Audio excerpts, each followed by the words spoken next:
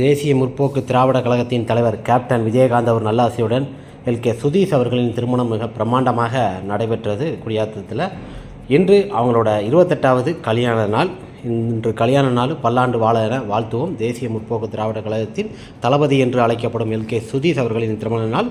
இன்றைய தினத்தில் நமது கேப்டன் விஜயகாந்த் அவர்களின் தவ புதல்வன் விஜய பிரபாகரன் மற்றும் சண்முக பாண்டியன், பிரேமலதா விஜயகாந்த் எல்லோருமே நம்ம எல்கே சுதீஷ் சார் அவங்க வீட்டுக்கு போயிட்டு இன்று அவங்களுக்கு வாழ்த்துக்கள் பெற்று இன்று கோயிலுக்கு கிளம்புறாங்க. மிகப்பெரிய ஒரு சந்தோஷம் அல்லவா?